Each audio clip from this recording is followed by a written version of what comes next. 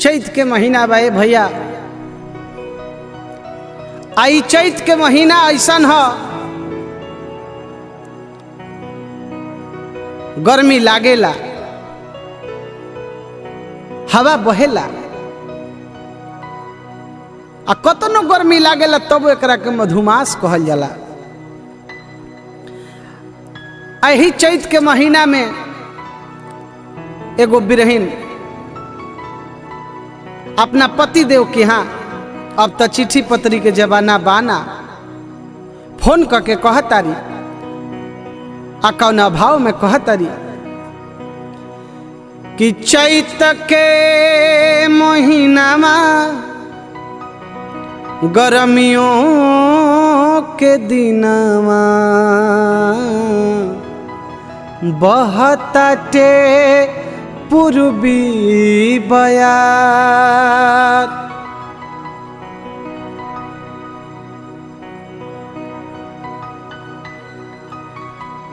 खेत के कटनिया में सतुआ चटनिया संगे लेके जैती आचार। कहतरी के बलमु घरे रहता ताऊ का करती कि अविनाश पियावा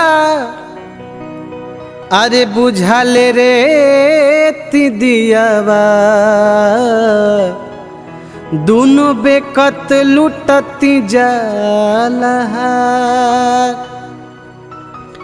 एगो लटका के भाव बा कि देवरू के संगवा हो रामा, देवरू के संगवा हो, देवरू के संगवा।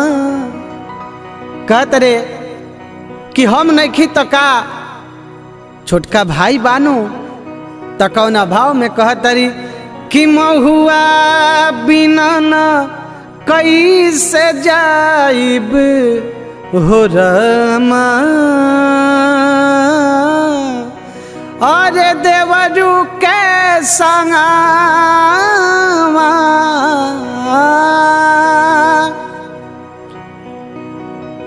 महुआ बिना न कैसे जाइब हो रामा, देवरू के संगवा। ए हो महुआ बिना न कैसे जाइब, कैसे जाइब, कैसे जाइब हो रामा रामा, अरे देवरू के संगवा। अरे देवरा न दानवा हो, देवरा न दानवा हो, देवरा न दानवा। ए जी देवरा अजी देवरा, अजी देवरा न दानवा हो।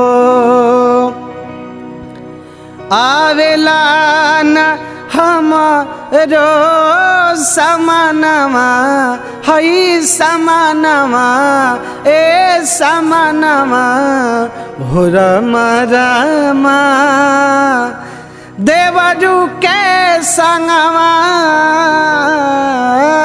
महुआ बिना न कैसे जाइब हो रामा, देवरू के संगवा। ए हो महुआ बिना न कैसे जाइब हो रामा, देवरू के संगवा।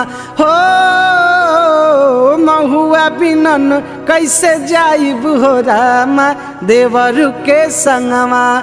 देवरू के संगवा हो, देवरू के संगवा, देवरू के संगवा हो, देवरू के संगवा, देवरू के संगवा। अज देवरू के संगवा हो महुआ बिना न कैसे जाइब हो रमा रामा अरे देवरू के संगवा अरे देवरू के संगवा देवरू के संगवा हो।